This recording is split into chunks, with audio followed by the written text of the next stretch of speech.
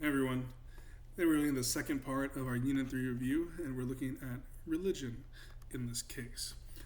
So, much like language, we have a variety of different religions around the world, much as we can see here on our first slide. Right? And you may recognize some of these religious symbols, you may not recognize some of them, that's okay. We're looking at really a handful of religions you need to know in specific, but it's always good to know about more of the religions that are out there. Right? Just as we have so many languages, just as we have so many people, we have so many religions that are also present in the world today. Now, overall, if we're looking at the largest groups of people, largest groups of religions in the world, we have this pie chart that can help us right from 2010. Or the numbers haven't changed really, at least the order hasn't changed, the kind of ranking, right? And we see Christianity as being the largest grouping of religious followers by a pretty significant margin, right? After that, we have Muslims, right? Islam, and then we have Hinduism as the next largest language. Now, these overall are the largest languages, period, right? Just looking at total numbers by population, as a percent of the world in this case, Christian followers are the largest group, Muslim followers the second largest, and Hindu followers as the third largest groupings. But even though we're looking at these large groups, we still want to focus in on the same kinds of questions we looked at with language, right? Where are they in the world today? Where did they start? And how do they get to where they are now? Right? How do these religions end up with the distribution and the patterns that they have now? Now, overall, we see a trend that's going to speak to us pretty well in terms of where we see these large groupings of religious followers. We can see Christianity having the largest number of followers, as we saw, and we can see that makes sense because we can find Christianity on pretty much every continent we can think of as a majority religion. Right? As we move on to things like Buddhism, as we move on to things like Hinduism, we can see that these are a little more clustered, but these are also major population concentrations, right? Especially here in South Asia with India. And that's part of why Hinduism is one of those largest following, because it's in India and surrounding areas, and because we know that there are large groupings of people there, right? Just like Mandarin Chinese, when we looked at language, lots and lots of people practicing that religion leads to a larger percentage, just because these areas have more people than most. Outside of that, we can see Islam as Muslim followers. We can see that in North Africa, the Middle East, and Southeast Asia, right? We have this kind of belt of Muslim followers, because we also see Muslim followers in these other regions, but it's not a majority religion, right? Here in these areas, it's the majority religion. And that's what we're looking at on this map. Judaism, right? For the Jewish people, we have these small clusters, and here in Israel in specific. And then we have a spread of the other kind of non-religious groups, indigenous groups, etc., etc. Right? Now, really, we have four ways we can categorize a religion. The first of which is in terms of where the religion can be found, how it spreads, and where it spreads. Now, we have these two ends, universalizing religions and ethnic religions. And out of the ones that we're looking at today for universalizing and ethnic, for the universalizing religions, Islam, Christianity, this would be Sikhism, right, which we'll also talk about today. These universalizing religions attempt to be universal, right? They want to appeal to any and all cultures, regardless of cultural background. For ethnic religions like Judaism and Hinduism, these stay relatively close to the heart, and they're not trying to appeal to other cultures. They're going to be linked to generally one specific culture or culture group. Now that coincides with this idea of converting, right? Proselytizing, evangelizing, right?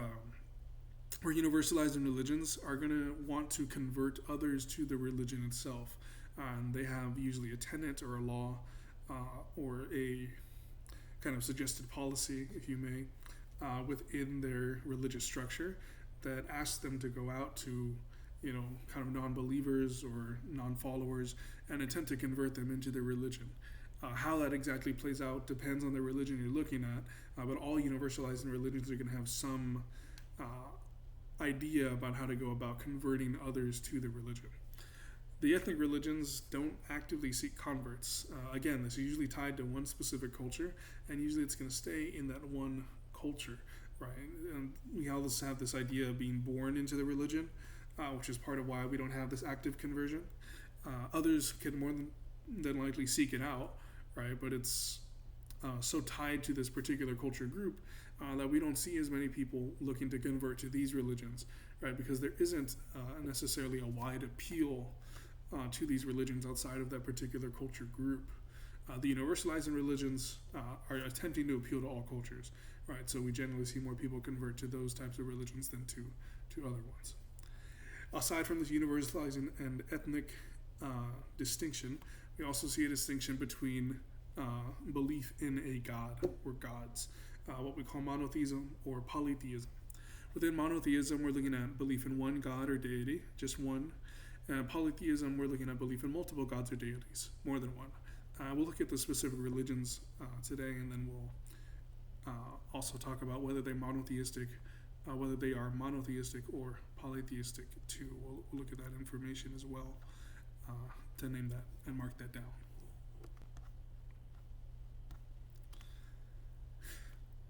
Now, these are the religions you got to know for the AP exam, the ones you must know absolutely.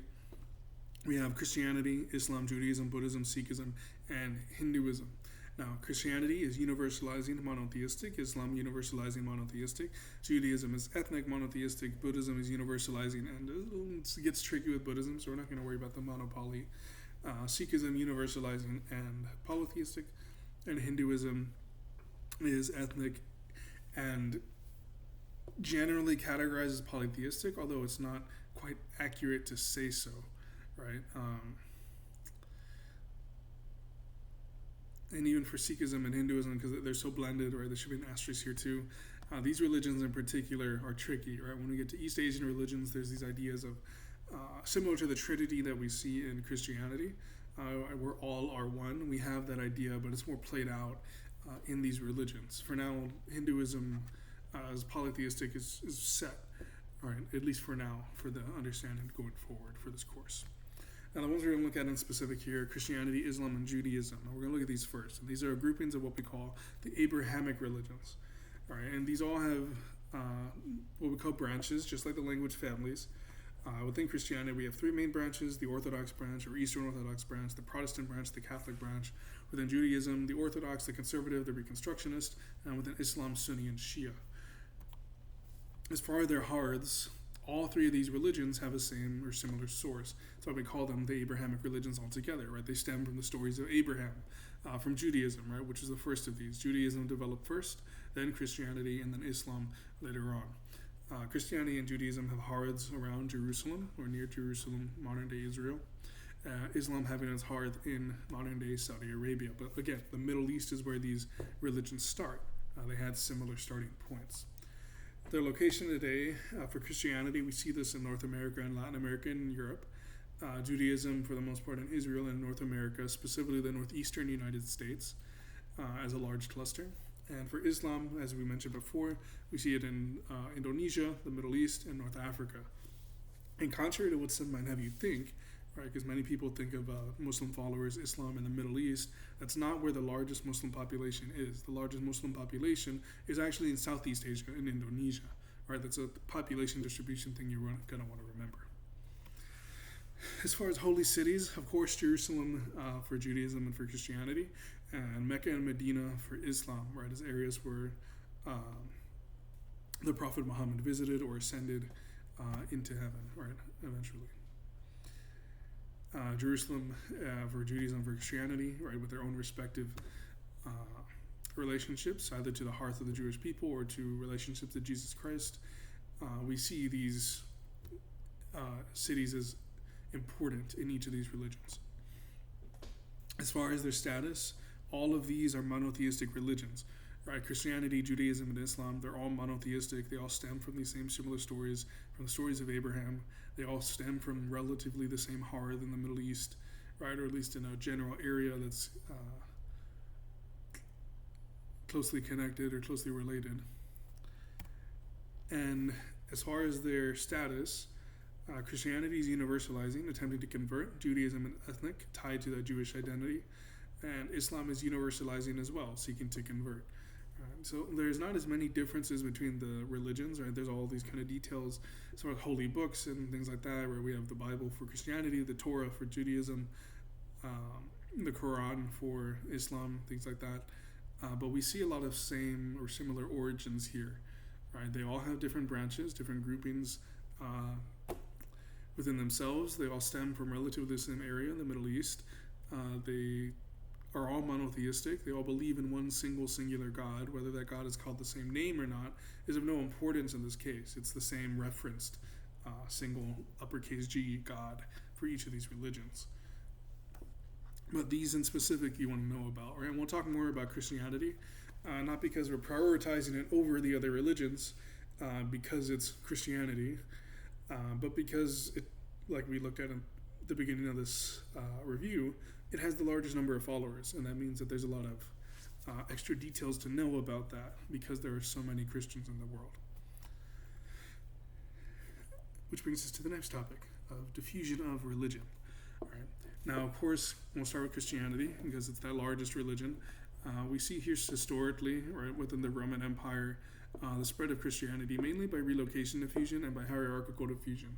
As Roman conquest took place, we see, right out of the spread in the Middle East, once it makes its way to Rome, we see the conversion of Constantine, Emperor Constantine, who eventually converts to Christianity, who recognizes Christianity as an official religion, and from there on, the Roman Empire is one of these spreaders of Christianity from place to place during this time period. And we see that spread throughout Europe, and we see that spread into parts of the Middle East and Eastern Europe. Now, of course, eventually, as we saw with religion, colonization takes place, and we see the Christian religion and its variety of branches spread to different areas throughout the world, right, to Africa, to South America, and pretty much finding its way onto every continent we can see. With Islam, we see similar trends outside or out of the Middle East, right here in modern-day Saudi Arabia, from its hearth. And one of the ways that we saw Islam spread was through trade, right? Traders going into North Africa and into East Africa, trading as they went, and also spreading and converting people as they went along to these new areas. Aside from that, we had the spread of Islam with the four caliphs in 622 to 900 AD, right, getting into that 10th century. And we see these conquests just like we saw with the Kirkin hypothesis, with the spread of Indo-European language. The same thing holds true here, right? Where as groups conquer and take over new areas, they also spread their religion in that way, right? Again, relocation, hierarchical diffusion, starting from a person in power, either the caliph or the emperor in the case of Christianity, and then spreading that religion down to the common folk, right? The non-royals and the non-elites. For Judaism, at least through Europe, we saw again that spread out of Jerusalem. And we see mainly, again, relocation diffusion with this ethnic religion, right? Because the people aren't actively converting others. They're looking to move and find freedoms in this case, right? And we have these different kind of ethnic origins for Jewish groups, whether they're Sephardic or Ashkenazic. But we see the movement of the Jewish people, right, and the Jewish settlements throughout Europe. Eventually, of course, we ended with the Holocaust in World War II. During this time frame where World War II is also occurring, and we see this large emigration, right, this fleeing out of Europe by the Jewish people. We see large numbers end up in the United States, and we see larger numbers return to then Palestine, now the state of Israel, the recognized state of Israel at least, as new hotspots and hotbeds for Jewish migration. All right, and this ends up being the two largest areas that we see, where we eventually see lots of Jewish people return to Israel or move into the United States, right, as a result of that forced migration during the Holocaust. For Hinduism and Buddhism, we have these hearths in around India. For Buddhism in particular, what we'd call modern-day Nepal or northeastern India. And Buddhism spread in much the same way as Islam spread, right, along this Silk Road. So we had this contagious diffusion happen here because we had lots of missionaries and traders who were talking with people, converting them along the way. Hinduism, for the most part, stuck to India, right, as another ethnic religion. It ends up staying near its hearth, right? Buddhism spreads to new places. Hinduism stays in relatively the same place. We can see other spreads of Buddhism here, like we mentioned, along the trade routes, with the Emperor Asuka, who went to North and Central India, eventually into China, Japan, the Koreas, to spread the language, right, through this contagious diffusion, using missionaries, much like Christians used to spread the religion from place to place. Of course, now we see these distributions change, right? But these are looking at the hearths and how it traveled to where they are now. For Sikhism, it started in India as well, right? So we have three religions that start on the Indian subcontinent in what we'd call modern day India: Sikhism, Hinduism, and Buddhism. All these three started in or around India. Now, Sikhism specifically began in this Punjab region, right? This kind of western corner, or northern corner, really, of the Indian modern day India. And Punjab borders both India and Pakistan, right? Pakistan is a majority Muslim country, India a majority Hindu country, right? So you see this clash that can happen, right? Differences in beliefs, opinions, conflicts that can occur. The issue here, or at least what arose here, not an issue in particular, but what happened here, is we see the syncretism that goes on. So we see this blend of the Hindu culture and religion, the blend of the Muslim culture and religion, and over time, because Punjab, we don't see Sikhism develop out of Punjab until about the 1500s, right? Long after these other religions have been established, and we see it take in characteristics of both religions, and it kind of blends into this new religion that we call Sikhism. For the most part, it stayed in its heart. Again, most of the followers of Sikhism in the world are still in or near India. That hasn't changed. Right? The large majority of people still live near this hearth. That's antithetical to our original statement about universalizing religions, wanting to convert, but that's just the way that these have developed. And that may have to do with the ethnic nature of Hinduism that's kind of keeping Sikhism in that one place. So we looked at distributions of language, and we looked just now at diffusion of religion. And so now it's our turn to look at distributions of religion, right? Where the religions are now, how they're distributed nowadays.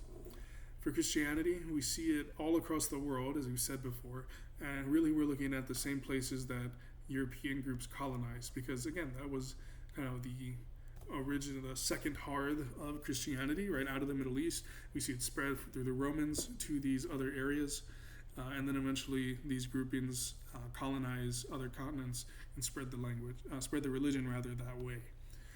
Now, out of the branches, we have two major branches out of Christianity. We still have Eastern Orthodox, and this Eastern Orthodox we're going to find in Eastern Europe and in Russia for the most part. Some other regions here and in Africa, but for the most part, we see two branches as having the most followers for Christianity: Protestants and Catholics, Protestantism and Catholicism. If we look at the numbers by world region, we can see that Catholicism dominates in Latin America and dominates in North America and parts of sub-Saharan Africa. Right? In Europe, we don't see those numbers quite as high. We don't see as many people following the religion in specific. And really, we're not looking at domination in North America. We're just seeing kind of a larger grouping than we see in other places. But Latin America and the Caribbean is where we see the most Catholic followers. For Protestants, we see those most followers in the Americas, and specifically North America, and sub-Saharan Africa in specific. Right, relatively few Protestant followers in Europe in comparison. And then we see larger groupings in Asia and the Pacific too, right, Southeast Asia. In the United States, these are all our Christian groupings. We can see Catholics are clustered mainly along the southwestern U.S. And also in places like the Northeast. And that makes sense, right? Irish Catholics settled into this northeastern area around New York City, and then we have immigrants or migrants from Latin America contemporarily, or at least in the last 20, 30 years, who have migrated to the southwest. And then historically, this being a Spanish-owned swath of land where we had the Catholic religion that spread too. All right. The rest of these, Baptists, Lutheran, Methodist, General Christians, are going to fall into that Protestant branch. And we can see larger swaths of Protestants if we look at all these specific colors together. Baptists mainly in the south, in the southern U.S., Lutherans and Methodists into the west and midwest of the United States. Overall, Protestants definitely take the larger chunk of the religious population in the U.S. So here in this chart, we're looking at the U.S. as 1,000,000 people, as 100 people. So if we were to take all the religious groupings and kind of distribute those among 100 people, these are the numbers we would get. We can see that out of the Protestant groups, we have nearly half of every religious person, or non-religious person too, or unaffiliated, is recognizing themselves as Protestant, or some grouping of Protestant. Here, only about 20, right, maybe 20% of people who are going to recognize, or who are going to identify, rather, as Catholic. And we can see the decreasing numbers of other religious groups in the U.S., right? This is the U.S. as 100 people. We can see the large majority are going to be Protestant followers. For Muslims in the world, again, we have this kind of belt of Islam that we see from North Africa to the Middle East, and into Southeast Asia. And we'll see these groupings for the most part, right? We see these kind of 90 to 100% of population identifying as Muslim. Those are going to be those clusters of the Muslim population. Southeast Asia, again, is where we have the most Muslim followers, the highest percentage, the highest numbers of Muslim followers. All right, it's not the Middle East, it's not North Africa. Southeast Asia, Indonesia in specific, is where we see the largest number of Muslim followers. Now, regionally, we can see that number represented here again, right, where we're only looking at 986 million, almost a billion people are identifying as Muslim in this area, compared to only 317 million. Right, by far, we see more Muslim followers in this Southeast Asian region compared to any others. Now, of course, within Islam, we still have these two branches, Sunni and Shia. Shia being the smaller branch, Sunni being the majority branch. And here in these darker shades, this is where we have our Sunni majorities, or Shia majorities, sorry, and Shia, which we can spell out Shia, those two I's for Iraq and Iran. All right, that's an easy way to remember those two specific Shia majority countries. For Sunni, that's the majority in practically every other country where we have a large Muslim following. For Judaism, as we mentioned, we're only really looking at Israel and North America, right, as having these large groupings, right? We can see 6 million people who identify as Jewish in North America, and then roughly 5 million. So we have about equal populations in Israel, that hearth, and then in North America, that other secondary grouping after World War II. As far as Buddhism goes, again, we started here in northeastern India, modern-day Nepal, but we can see that Buddhism hasn't stuck to its heart. It's spread out into East Asia and Southeast Asia for the most part. Right? So East Asia, Southeast Asia for Buddhism, Japan and China in particular, is where we're going to find the most followers of Buddhism today. So one of those cases where, again, it's kind of dispersed from its heart and ended up in somewhere new. For Hinduism, the same thing, right? Being an ethnic religion, it's going to stay close to its hearth. And so we're going to find it in India still, and in surrounding areas like Bangladesh and Nepal. As far as Sikhism goes, again, this kind of antithetical, where we have the majority of Sikhs staying within the Indian subcontinent, and for the most part staying within that original Punjab region where the religion started in the first place. Now, much like language, religion itself has its own impacts on populations, has its own way of affecting people. We can see this through diversity measures, right? Where we can see kind of the diverseness of a population, where we have these varieties of beliefs, whether they're religious beliefs or otherwise, or informed by religious beliefs or otherwise. So here we have a map of world religious diversity. We can see these low to moderate to high to very high diversities. And we can see that there are areas specifically in Africa, Europe, and Asia that have high to very high diversities of religion, right? Compared to other places. We can see, like we looked at that, United States is 100 people, relatively moderate diversity for the U.S., which compared to other MDCs seems to be the case as we make different comparisons. But that religion can also affect that landscape that we see. And that's a separate video. That's the next one that we're going to look at, this cultural landscape. But religion can definitely inform the diversity of an area and how those beliefs can play out. Right? It can sometimes lead to conflict. we've seen in Ireland and in the Middle East and Israel. So in Ireland, we have this dispute between the Protestants in the north, the Irish Catholics in the south, right? Northern Ireland and the Republic of Ireland, where they had their own civil war over this, right? Whether to join the United Kingdom, the Protestant majority United Kingdom, or to remain independent as Irish Catholics, leading to its own civil war in the 20th century. Contemporaneously, we have disputes that arose between Israel and Palestine, right, between the Jewish majority Israel and the Muslim majority Palestine, which is still a conflict, an issue going on today over holy sites within this particular space, right, in the Middle East, where we have important religious sites like the Western Wall for Israel, and important religious sites for Muslims, for Palestinians, like the Dome of the Rock, where they're both vying for control of this land, steeped in religious purpose. And this, again, is an impact of religion, where we have two maybe non-agreeable religious groups, or two groups who historically have argued or had conflict with each other. Other than conflict and other than diversity measures, we can also see impact on agricultural production and food preferences, right? So there are some taboos that go in with some religions. We have some taboos in Christianity, where you have Lent, which is just ending. That no meat on Fridays, right? Where eating meat on Friday would be a taboo. But you also have other food taboos that are kind of across the board. In Hinduism,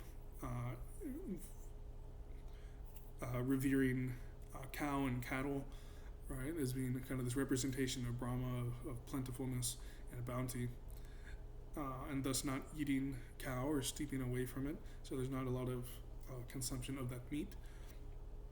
We have those large Hindu populations. For Islam, not eating pork. For Judaism, not eating pork. And so if we look at these areas where Islam is popular, like North Africa and the Middle East, we can see this hog production that's relatively low, because the majority of people aren't able to eat hog or pig, right, or pork products, because as a part of their religion, it's not something that they can do. Again, just another way that religion can impact the landscape, in this case the agricultural landscape, because if people can't eat a certain product, it does no good to grow or develop that product overall, right? We've looked at religion in this case. That closes us out for the Unit 3 reviews on language and religion. We'll look at other videos throughout the week for Wednesday, breaking down the FRQs for the week, but this is your overall review, and then we'll look at some more stuff on Wednesday again when we get back. Hoping you're happy, healthy, and safe. Thanks for being here, and we'll see you next time.